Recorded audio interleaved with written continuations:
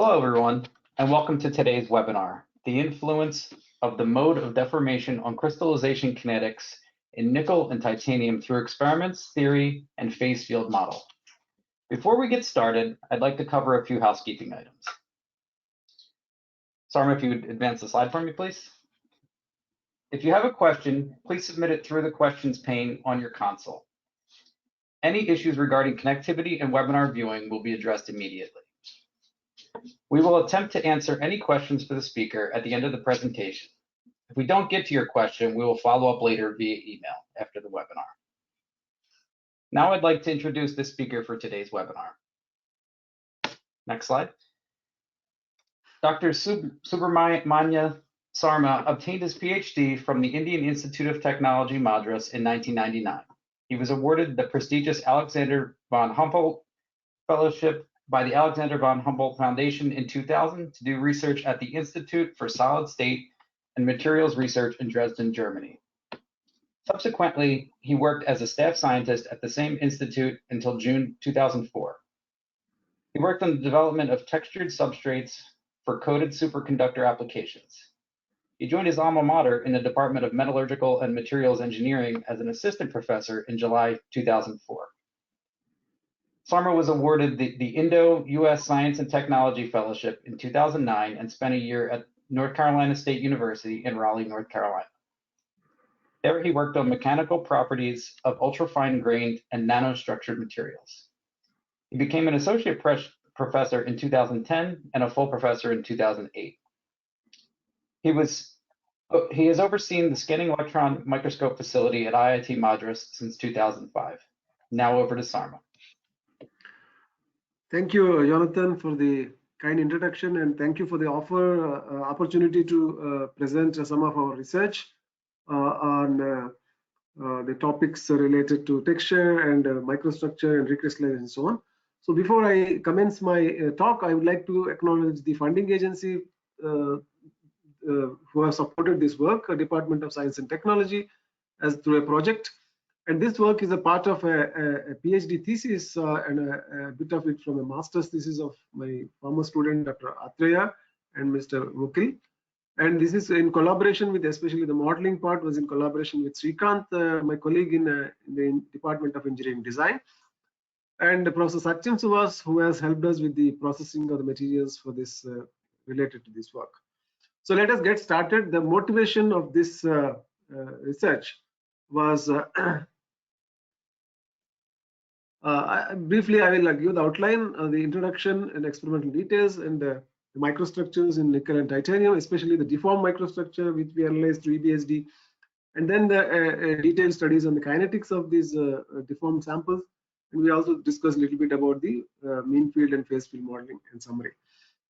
So the basic motivation behind this work is, as you all know, recrystallization is a very important phenomenon in the processing of materials, and which is often used to soften and restore the ductility. As we deform the material, it becomes harder and it becomes difficult to form further. So in between, we apply recrystallization as a means of restoring the ductility. So the grain structure is, we can control through this recrystallization, especially the materials which do not undergo phase transformation. And the stored energy is the driving force for this recrystallization. But the factors that affect recrystallization are many. As you all know, those who have studied physical metallurgy will know that the amount of deformation, the temperature of deformation, and the strain rate, the solutes, which are the alloying additions, could be interstitial or substitutional solutes, and the annealing temperature, time, even the annealing atmosphere has effect on the recrystallization kinetics and the microstructure that develops. But another important factor that it also has an effect is the deformation mode or the state of stress that is employed. So we were motivated by the study which was reported way back in the 1970s. There are a few papers which have studied for example, the molybdenum, which was subjected to different states of stress.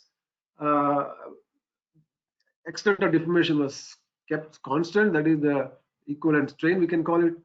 It was subjected to tension, compression, rolling, and wire drawing. And then detailed kinetics were studied, And there are results which show that the compression samples recrystallized. What is plotted here is the time for recrystallization versus the temperature or inverse of temperature.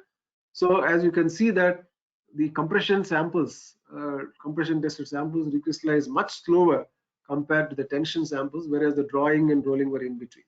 So this kind of indicates very clearly that the state of stress of the deformation state of stress has a very important role on the kinetics of recrystallization. Of course, the texture and other things also can get altered. But of course, this was done in the 70s. Of course, they don't have very good, they didn't have access to EBSD then. So EBSD is a very important tool for study of deformation, microstructure, and recrystallization microstructure. So what this and subsequently there were also some more results in those time frames, but there were no indications of why this is the case. What is the reason for this kind of kinetics which are getting modified because of the state of stress that is applied to the material. So we took this as a study. We looked at nickel, which is a model FCC material, and titanium, which is a model HCP material, and we subjected them to whatever deformation modes that were available in our laboratories. So we subjected to torsion. So a rod was subjected to torsion, and then rolling, of course.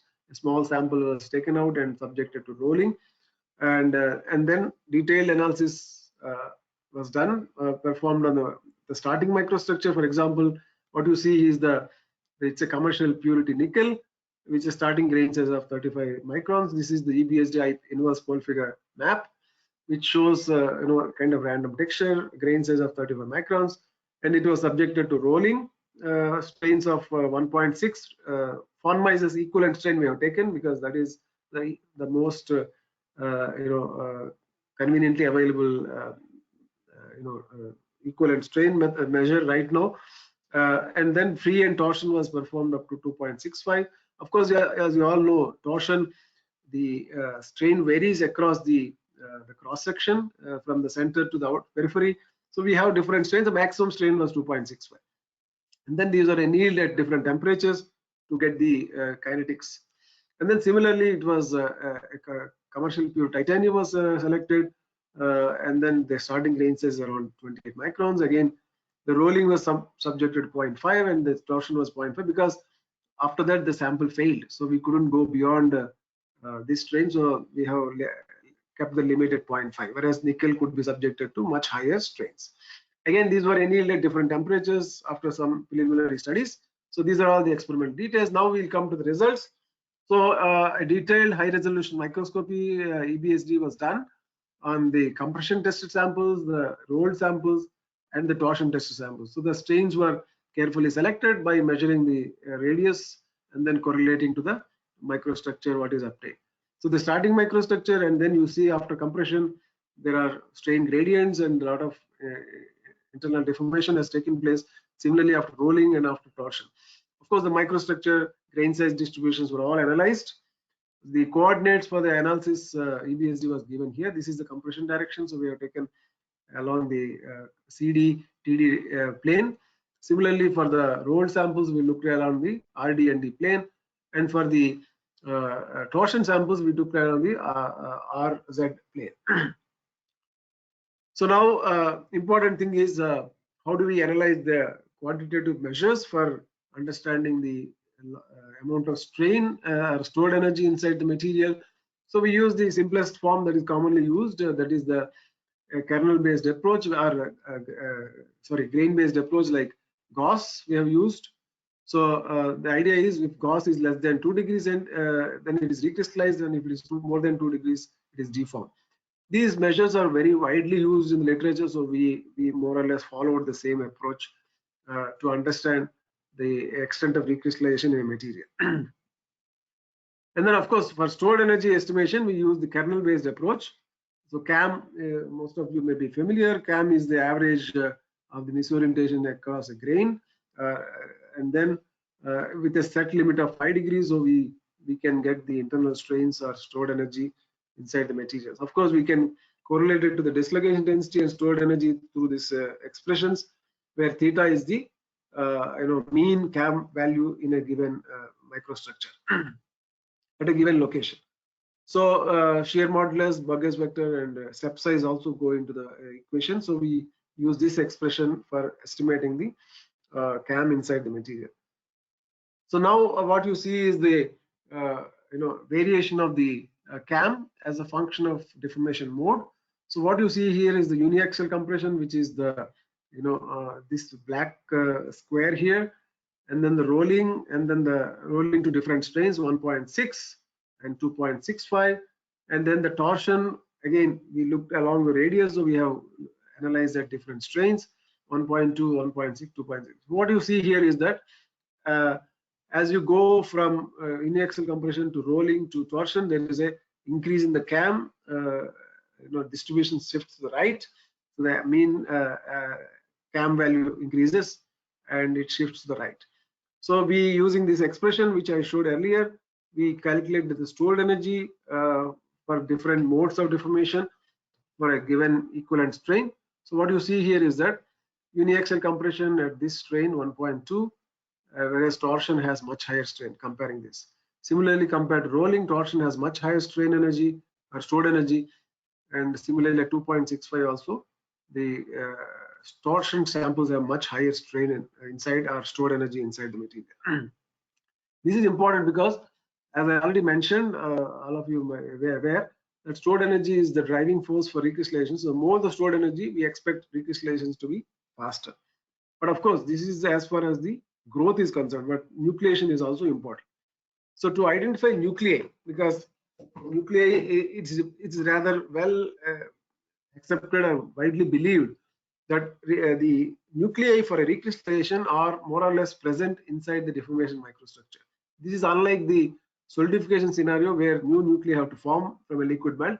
Here, recrystallization nuclei are more or less present in a even in a heavily deformed microstructure. There are some regions which are strain free.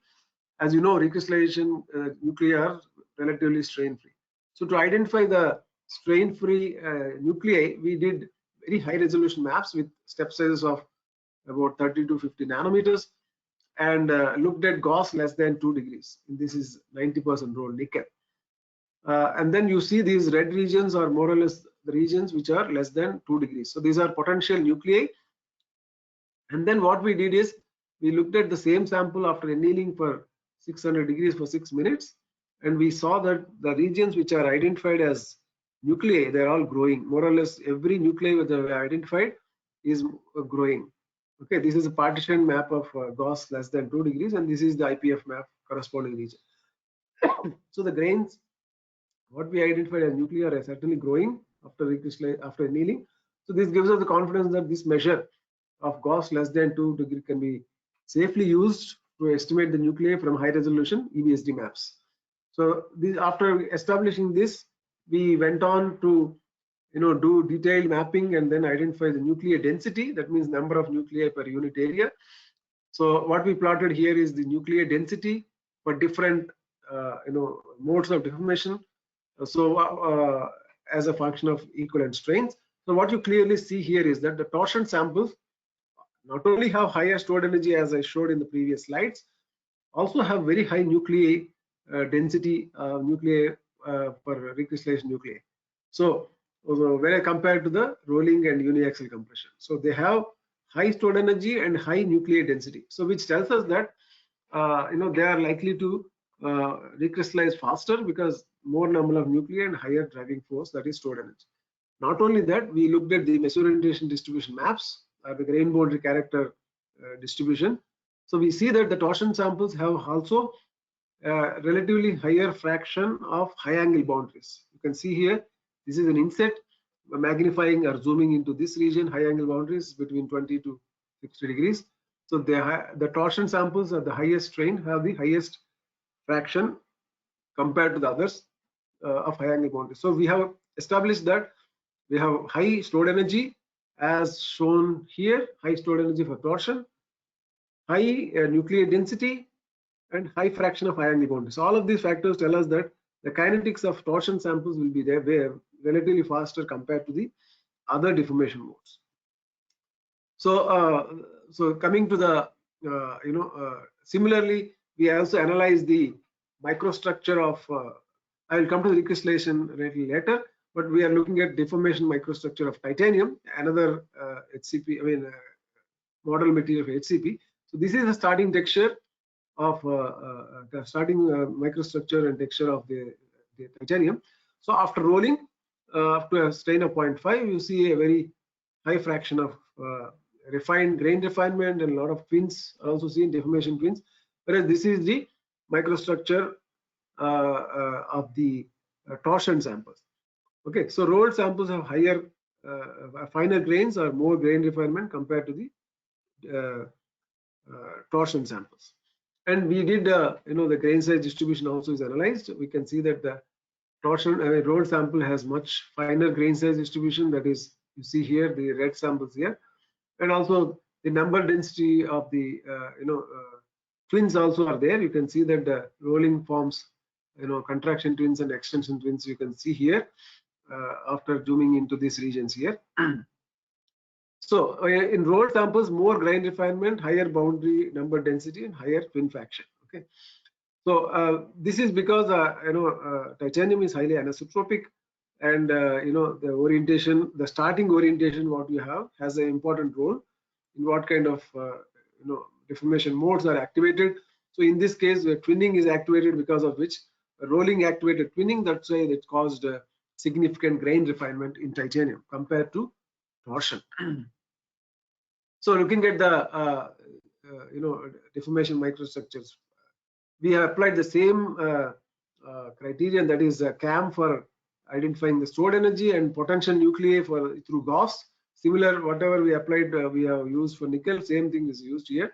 What you see here is that rolling results in, this is the CAM map. So the CAM, kernel average and misorientation distribution. So you can see that the CAM is higher, or average CAM, and the distribution is much higher compared to the rolling situation compared to torsion. And the potential nuclei also, if you see here, the potential nuclei in rolling is much higher compared to the torsion.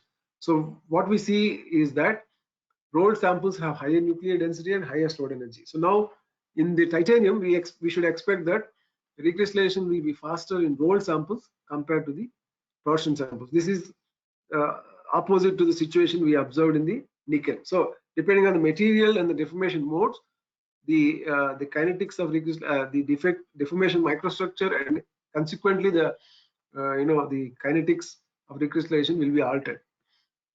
So now we look at the recrystallization behavior of these steels. Okay. So the recrystallization microstructure, we have done a detailed studies, fixing a temperature, varying the time. For example, here what we see here is the rolled sample. Okay, it is annealed at 823 Kelvin for various times, starting from 1 hour up to all the way up to 6 hours.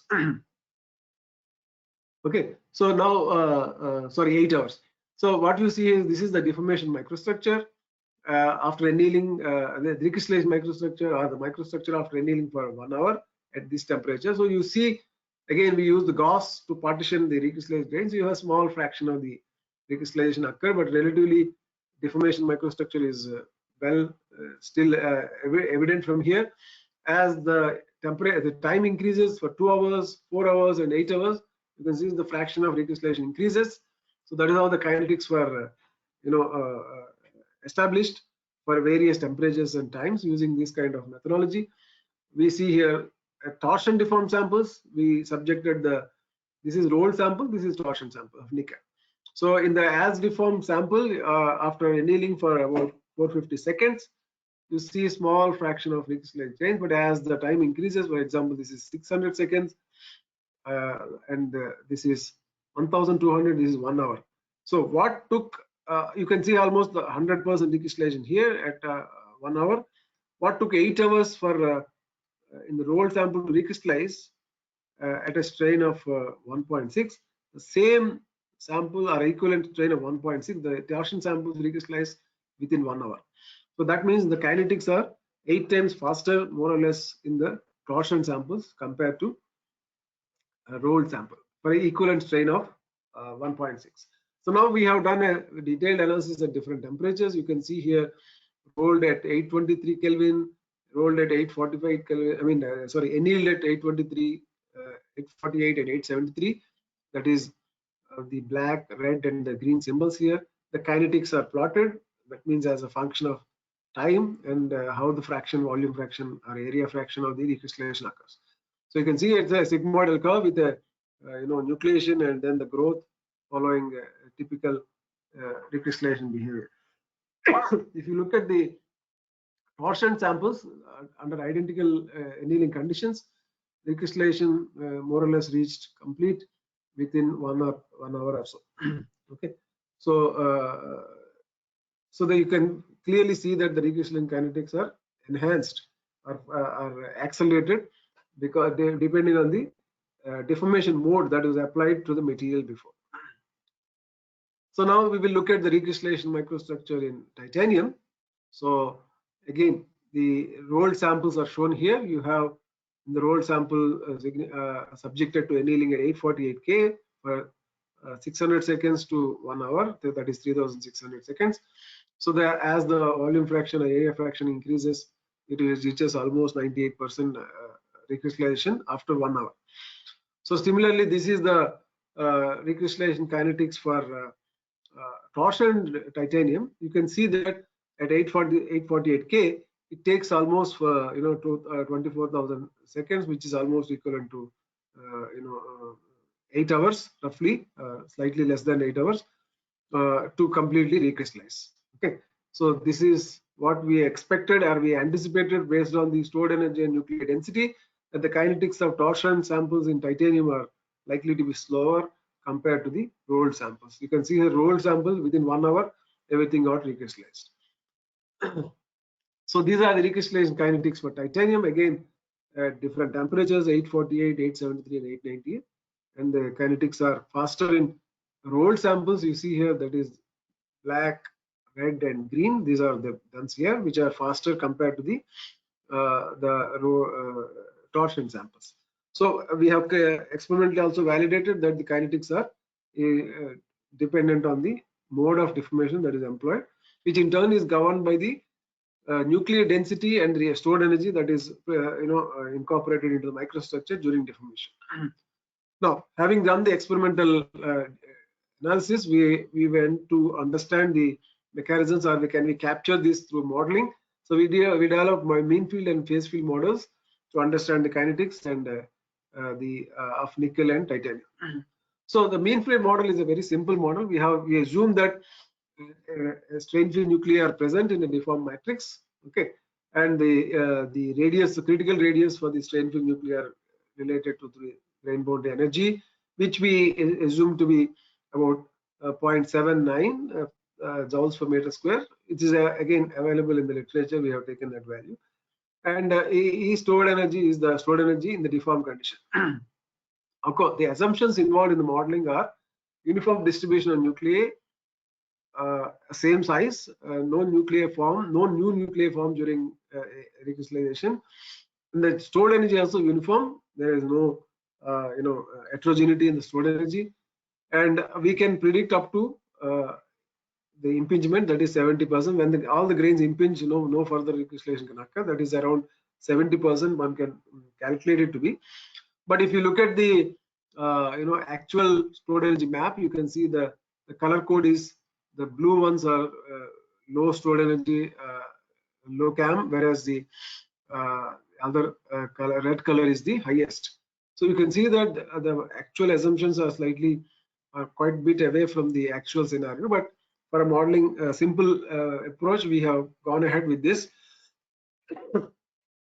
So what is the net driving force for recrystallization? That is the grain boundary energy plus stored energy. So that is what is the driving force. So we simply added up these two terms to identify to evaluate this driving force for a recrystallization. Now, when you obviously when the recrystallization occurs, the grain boundary velocity is an important parameter. Okay, so we can calculate the velocity through this expression, and we know that the velocity is related to the mobility through this relationship, and we substitute the P, that is the driving force, with this expression. So where M is the grain boundary mobility. So we have solved this equation numerically by just iteration approach by substituting by iterating the values of mobility, which solves the expression for the observed experimental kinetics. Okay, but another thing, we have also accounted for this fact that stored energy is not constant throughout the experiment. As you do recrystallization, the stored energy decreases as the recrystallization grain nuclei recrystallization happens. The stored energy decreases. So we, from the EBSD maps, again we evaluated the stored energy as a function of time and fitted it to a kind of an exponential expression using this kind of formulation, and evaluated the constants to input this into the model, because this is how the stored energy changes during recrystallization. Now we have calculated the model using this expression as we solved iteratively. So we can convert that into the grain radius. Okay, once we know the velocity, we can convert into radius, and then fitted it to the kinetics. So the experimental data is the symbols, and the fitted data is the line which you see for different colors. Okay, so we did it for different kinetics, and we can fit it quite well with the experiments. Of course, the fit is not perfect, but for the assumptions we made, it is reasonable. Okay, and this grain radius we can convert also into recrystallization fraction. This is the recrystallization kinetics. So this is the grain growth kinetics and the recrystallization kinetics. Okay, so this is how the mean field model was applied, and from this model we extract the mobility, because mobility is one which is iterated, and what is the best mobility which fits to the experimental curve. So that's what is being taken. So mobility is obtained from this expression for various strains and various temperatures. Okay, so these are the values of the mobility. Of course, the units are meter per 4 per joule second into 10 power minus 15. So these are the values which we got from the mean field model. So now we can also use the activation energy for recrystallization by simple Arrhenius type of expression. So we fitted that from the kinetics. We have taken for the 50% recrystallization the time taken, and then fitted against the temperature. So we get this kind of linear plots simply for the Arrhenius expression, and we obtain the activation energies from this plot. The slope of the curves are activation energy. So it's a function of strain. So and it's a function of the deformation mode as well, as you can see. So at a strain of 1.6, torsion has given an activation energy of around 158, and rolling is 251. At 2.65, the torsion has given 80, and rolling is 230. Okay, so you can see that the activation energy for recrystallization, we can call it, is much lower for torsion compared to the rolling, as we have already seen from other experiments. That is, this is how indeed the case. And then of course from the there is also, we have the activation energy for mobility. We can also put the mobility expression what we got from the mean field model. We fitted it to the similar Arrhenius type of expression, and we can also get activation energy for mobility. So you can see that there is a reasonable match between the activation energy for recrystallization and the activation energy for mobility, which indicates that the driving force or the critical parameter is the grain boundary mobility, which is controlling the recrystallization. As you can also see that it is lower for torsion, and it is relatively higher for rolling, and these are all reasonably good match. I wouldn't say perfect match, but you can see that 158 and 173, 251 and 214, 80. Of course, this is a little bit off from 39 here, but is again 208. So what we see is that the activation energy which we got from mobility calculations from a simple model agrees quite well with the activation energy for recrystallization. Again, we have did similar experiments with the titanium. So again, we fitted the stored energy to the variation with time, recrystallization time, and we express this. We use this expression for calculating the mean field model approach for kinetics calculations. This is the grain radius variation or grain size variation, and this is the recrystallization variation. So of course, the fit is not very good. We accept that, but given the assumptions, and it may be reasonable. So again, we calculated the mobilities for both rolling as well as torsion based on this model fit, and we did the same analysis, that is activation energy for recrystallization and activation energy for mobility, and we find that the experiment gives on 335, whereas the model gives 258, and there is a reasonable agreement between the experimental model within the given the assumptions which we made. Okay, but here you can see that the difference between the rolling and torsion is not so significant, whereas in the nickel it was very significant.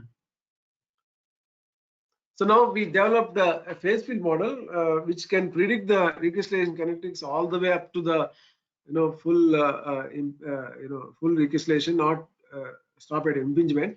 And another thing is that we can also use the phase field model to predict textures. That is another important aspect which is important. So what we have done is that we have used the nuclei stored energy obtained from EBSD as the input parameters for the for using in the phase field model. So mobility, which is a constraint input, what we have developed in the mean field model was used as an input to the PFM, that is the phase field model, because mobility is something which we most of the time we do not have. So we use the whatever values we got from the mean field model. In fact, that was one of the objectives of developing the mean field model, because most of the time literature is not having the important parameters like mobility for specific materials under specific conditions. Okay, so this is the phase field model simulations. I am not giving the details of the phase field model, which you can find in this. Actually, all these results are published in several papers, so which you can read through and understand the details. So I am presenting here the phase field simulations which we did. So for example, you have here phase field simulation of recrystallization samples, of rolled samples. So this is the starting microstructure. So what we did was we took the nuclei which we identified from the EBSD, and that is our starting microstructure, and we input the the model, the mobility which we calculated from the mean field model, and run the phase field simulations. The microstructure develops, as you know, from the phase field simulations based on the curvature and stored energy driven grain growth. Stored energy was also input as we got from the experiments, and that was what is used to develop the microstructure. You can see this is the complete recrystallized microstructure which we developed. Of course, we also have the texture information, not shown here, the color maps, but we also can convert into a color texture orientation maps. So this is for the rolled samples of nickel, and we calibrated the model such that the time what we get in the experiments can be combined with the can be compared with the simulation results. You can see here the times of simulation are same as that in the experiments. Similar things are also done for the titanium, which was for the samples which were torsion deformed, up to a strain of 1.6, and you can see that the times are similar to those which are used in the experiments. Again, we have input the nuclei which are identified from CAM, and then the stored energy, and we let the simulation drive simulation to develop the microstructure. So the inputs are the phase field, the mobility which we developed from the mean field model. So this is the phase field simulations of the kinetics from the experiments and this one. Okay, so the experiments are the data points, and the kinetics are the lines are the from the simulation. So you can see that there is a very good agreement between the simulation and the model, between the experiments and the simulation. So for various, and you can see that the rolled samples have recrystallized much slower compared to the torsion samples, which are recrystallized much faster. So of course, we from the phase field simulation we can get grain size distributions. So we have the experimental simulation, and we have the from the simulations there is a reasonable match. Of course, simulations are done in a relatively small size compared to the experiments. So within that, you can see that there is a reasonable agreement between the simulation and the experiment. Similarly here, this is for the rolling simulations, and this is for the torsion. What is the experimental torsion and experiment simulation torsion? Okay, so this is for one temperature. Of course, we have done for all the temperatures, but I am showing only the one temperature here. And this is the phase field simulation of microstructure in titanium. So what you see here is the rolled samples and torsion samples were subjected to phase field simulation. So what you see here is the starting microstructure and the as deformed condition, which was the input is the EBSD Gauss based recrystallization fraction, and then mobility was input from the mean field model. And we let the grains grow, and then you have the full microstructure after complete recrystallization. This is similarly for the torsion samples. This is for the rolled samples. And these are the kinetics of titanium and at different. This is at 848 Kelvin. This is the rolling condition, this sample here, and this is the torsion. And the experiments are the lines, and the symbols are the so the experiments are the symbols, and the lines are from the simulation. So there is a reasonable match between the simulation and the experiment. And we can also get the texture data, grain size data from the simulation, so that allows us to predict the recrystallization microstructures of following recrystallization. So these are the grain size distribution comparisons between simulation and experiment. For example, this is titanium rolled at 8 and recrystallized at 848 K, and this is a simulated model. There is a reasonable agreement. Of course, as I said, the simulations area of simulation is much smaller compared to the experimental data. So there is within that there is a reasonable agreement. So here it is the torsion simulation conditions, and this is the model. Okay. So coming to the summary of my talk. So in nickel, the torsion samples has higher number of recrystallized nuclei, higher high angle grain bound refraction, higher stored energy when compared to the rolled samples. In titanium, the rolled samples have higher nuclei, higher high angle grain bound refraction, higher stored energy compared to. So basically the message I want to convey is the microstructure that develops is strongly dependent on the what kind of deformation mode it is imposed, and of course what kind of material that is being subjected. Okay, so and if I have an anisotropic material, it's even more significant the extent of variation. So depending on the mode of deformation which is employed, the kinetics of recrystallization, the microstructure that develops will be significantly altered. So it will have implications for the texture as well as the grain size distribution as well. So recrystallization kinetics in torsion nickel samples are much faster compared to the rolled samples, and in the case of titanium, the rolled samples are recrystallized faster. So we have developed a mean field model, so which helps understand the recrystallization mechanisms and before the impingement, and we also get useful information about the mobility of the material, mobility of the grain boundaries with the mean field model. So the activation energy which we have got from the mean field model is quite closely in agreement with the recrystallization activation energy for recrystallization. So we also developed a multi-phase model which helps us to understand the microstructure or predict the microstructure development with inputs coming from experiments and mean field model. That is the nuclei, because phase field models we cannot incorporate nuclei, we cannot account for nuclei, so we have to give nuclei as an input. So we did that from using the EBSD data. Okay, by using the Gauss, we have identified nuclei, and that was input as the nuclei for the mean field, multi-phase model. And the mobilities which are generally what you see in the literature when you look at phase field models, those who are familiar phase field model, the mobilities are arbitrarily taken, like 1, 10, 100, things like that. But what we have given is the mobility which we obtained from the mean field model, and that allowed us to calibrate our microstructure with the kinetics, actual kinetics of the experimental data. So that is something which is unique to our study, what we have done. Whereas most of the time the mobilities, as I mentioned, were arbitrary numbers which will not allow you to compare your experimental results with the modeling. So this is something which we have done in this research, that we are able to kind of make one-to-one comparison with the kinetics, because we have calibrated the evolution of the microstructure and could do the one-to-one comparison. So I am done with my presentation. I will be happy to answer any questions related to this study. Yeah, thank you.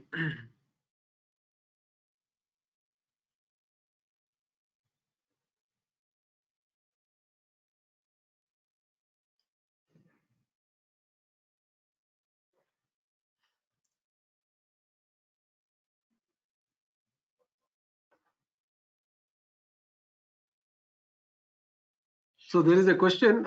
It appears the mean field model is a bit better for torsion versus rolling. Do you think that is true? And if so, any ideas why? Well, it's not like it's better or worse. Let me go back to that slide. Torsion. Okay, let me. Are you referring to titanium or are you referring to nickel? It's not clear to me. But let me just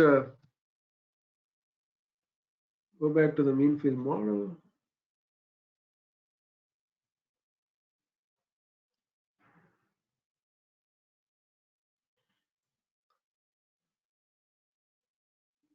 Yeah, I mean, as I said, the mean field model has a lot of assumptions, so it varies. The fit will be very much dependent on how far we are away from the, the assumptions which we have made. So we are closer to the assumptions we made, the fit will be better. For example, any anisotropy in the heterogeneity in the microstructure will have consequences for the fit which you are seeing. So that's probably the reason why I think in some cases the fit is better, and in some cases the fit is not so great. So that's probably the reason.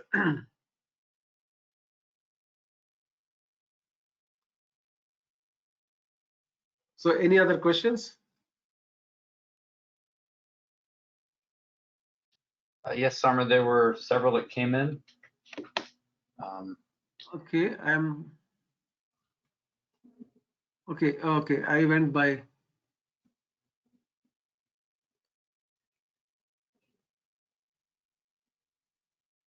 I only see one.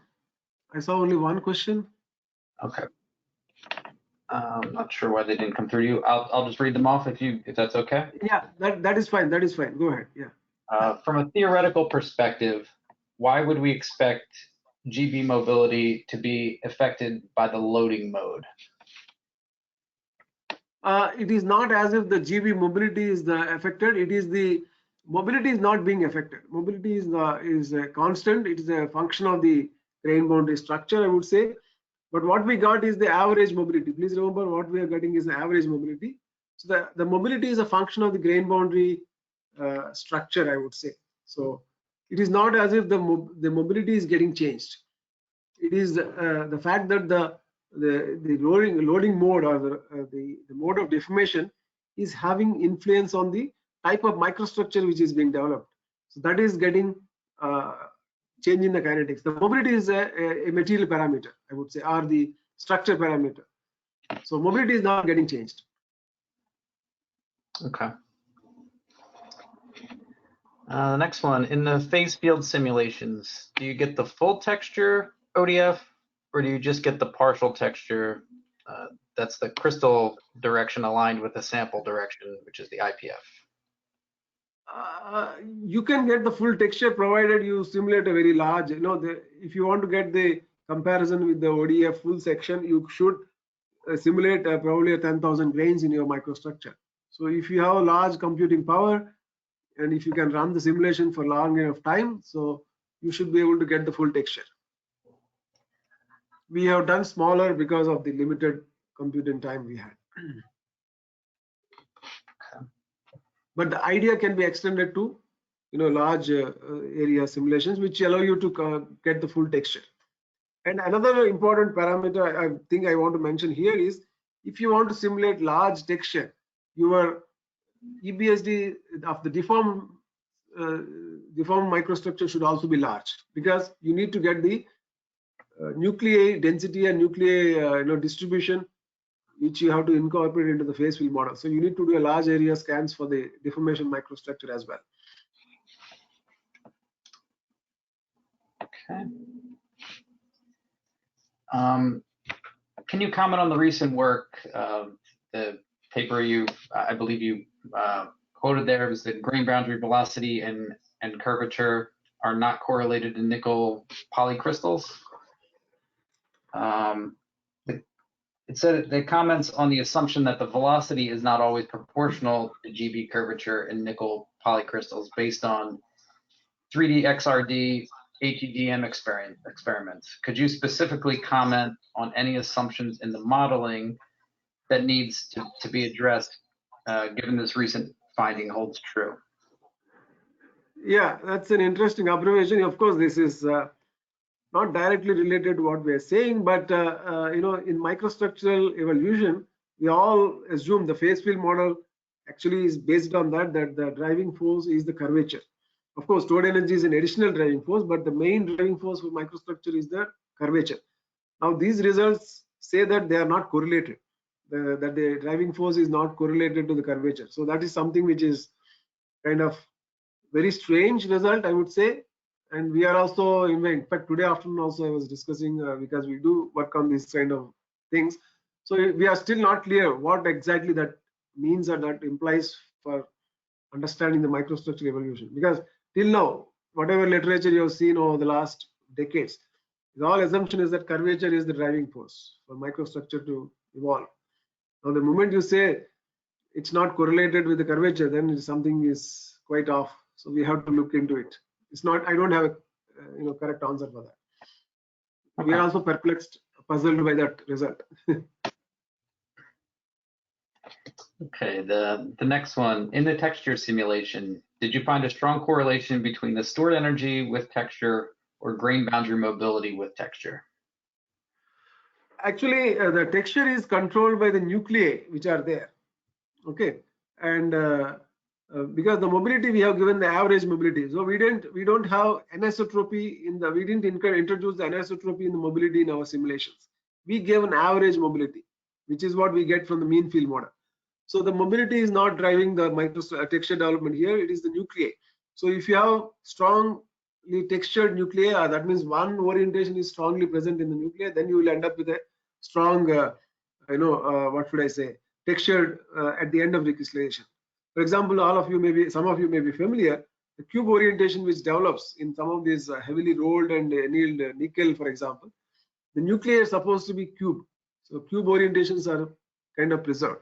So the texture comes from there. So in our simulations, we had no strong texture because the nuclei are of different types. So because our material is a commercial pure nickel, not a high pure nickel, so the purity also has an important role on the type of nuclei we get. So I would say it is coming from the nuclei, not from the mobility, because our mobility is constant. Okay. The next question, is this technique solely for single atom molecules or for polyatomic molecules? I don't really understand the question, to be honest. I don't know what is single atom molecule and polyatom molecule. I am not clear what exactly it means. It is for polycrystalline materials. Let me put it this way. Polycrystalline materials, that means many grains. Of course, each grain has millions of atoms. So yeah, I leave it there. Okay. For titanium, it seems that the phase field simulation predicts faster recrystallization than experiments for both the torsion and rolling cases. Do you have an idea of why this is the case? Let me just see what exactly he or she means.